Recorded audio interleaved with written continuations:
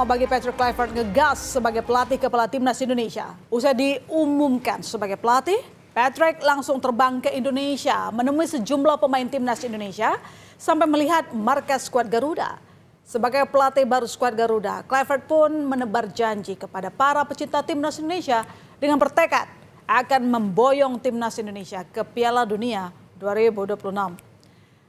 Sebagai pelatih baru timnas Indonesia menggantikan Sintayong, ujian pertama Kluivert akan datang pada 20 Maret 2025. Kala timnas harus menjalani laga tandang melawan Australia dan laga kandang melawan Bahrain pada 25 Maret. Dilanjutkan kualifikasi Piala Dunia 2026. Kluivert pun menargetkan setidaknya ingin mengantongi 4 poin dari 2 laga awal yang akan dikomandoinya. Jika racikan Kluivert berhasil, akan memperbesar peluang Indonesia untuk finish sebagai runner-up demi lolos langsung ke Piala Dunia 2026 atau setidaknya mengamankan posisi ketiga dan keempat demi lanjut ke ronde 4. Well, what I told you before, my goal is to qualify, of course, for the World Cup. So the first 2 matches are very, very important. We need to, to be directly sharp against Australia. And after against Bahrain, we need to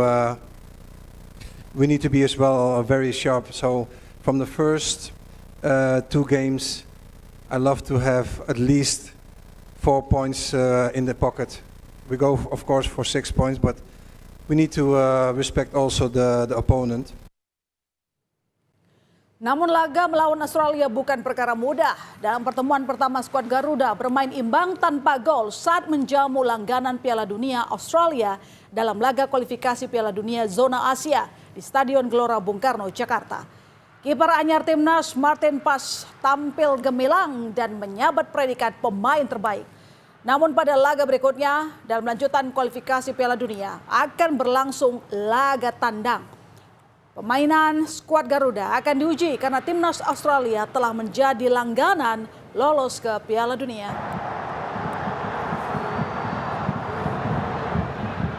Setelah melawan Australia, Indonesia akan menghadapi Bahrain dalam laga kandang. Melawan Bahrain seolah membuka memori pahit saat pertemuan pertama. Timnas Indonesia harus puas dengan hasil seri. Saat itu, kemenangan Indonesia sirna setelah Bahrain mencetak gol penyama kedudukan di menit 99. Ketegangan sempat terjadi. Pemain dan pelatih timnas protes atas keputusan wasit Ahmed Alkaf yang memperpanjang masa injury tersebut. Pada pertemuan kedua di laga kandang nanti, harapan agar Indonesia bisa menang melawan Bahrain pun sangat tinggi. Bapak Sumarji dari wasit Ahmad Alkaf. Dengan waktu kurang dari 2 bulan, Kluivert harus segera menyiapkan tim untuk membawa Garuda terbang lebih tinggi. Sejumlah pemain diincar untuk masuk timnas. Di antaranya ada nama Zero Redwold, lahir di Belanda. Zero memiliki darah Manado dari sang nenek. Mantan gelandang Crystal Palace pernah menimba ilmu di akademi klub Belanda, Ajax Amsterdam. Ketika usianya 18 tahun, Zero bermain 3 pertandingan bersama tim senior Belanda di kualifikasi Euro 2016. Saat ini Zero berkarir di Royal Edward FC. Lalu ada nama Ole Romine. Ole diketahui memiliki garis keturunan Indonesia dari ibu dengan neneknya lahir di Medan, Sumatera Utara. Ole Romine adalah pemain yang kini dibutuhkan oleh timnas. Bermain sebagai target man, Ole merupakan striker grade A yang diharapkan menambah kekuatan lini depan timnas. Pemain Oxford United ini diharapkan dapat menjalani debutnya bersama timnas Indonesia saat bertanding ke Australia. Nama Ole dan Jairo dipastikan akan menjalani proses naturalisasi. Menpora Dito Aritejo menyebut masih ada 1 nama lagi yang akan dinaturalisasi.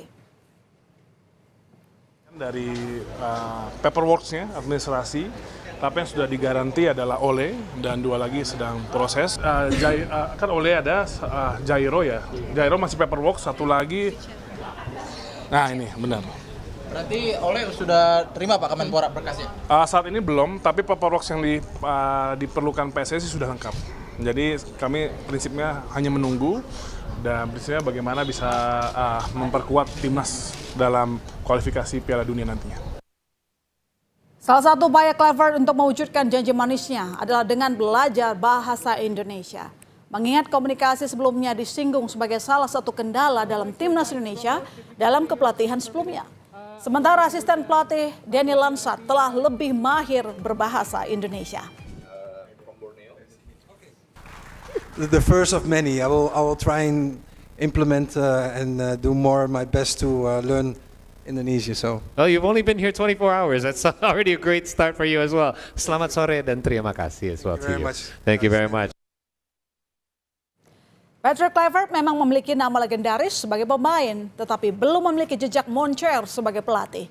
Untuk itu, Kluivert tak sendirian melatih tim Garuda. Kluivert akan ditemani dua kolega senegaranya. Ada nama Alex Pastoor yang berpengalaman melatih sejumlah tim Eropa. Dia pernah menangani klub Belanda Almere FX, SL Alta di Liga Austria, dan juga Fenerbahce, Turki U21. Pelatih kenamaan dari Italia Roberto Mancini bahkan menyebut Pastoor sebagai raja taktik di Eropa. Tangan dingin Pastoor yang pernah membawa Almere City promosi ke Eredivisie Liga Belanda diharapkan bertuah juga di Indonesia kala nanti berjumpa tim kuat seperti Australia hingga Jepang.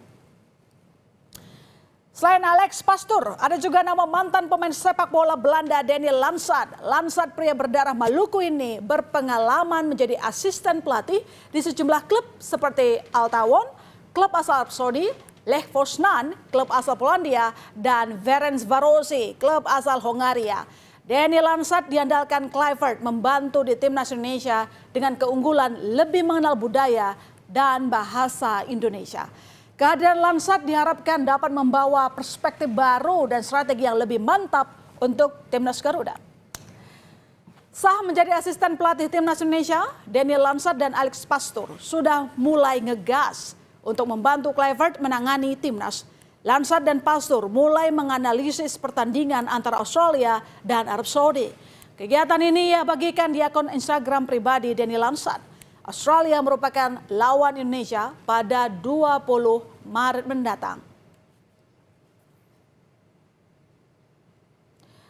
Ya, bahkan baru-baru ini asisten pelatih timnas Indonesia juga membagikan foto tengah menganalisis permainan timnas Indonesia saat menghadapi Arab Saudi di laga kualifikasi Piala Dunia 2026 zona Asia pada 19 November 2024. Menganalisis Arab Saudi Indonesia, tulis Pastoor dalam unggahannya yang menampilkan gambar televisi berisi siaran pertandingan serta pulpen dan buku.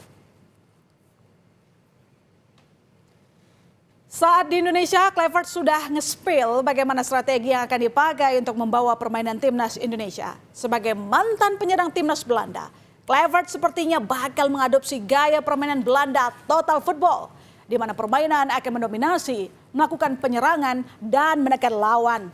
Hal ini tentu berbeda dengan gaya Sinteyong yang cenderung memainkan strategi bertahan.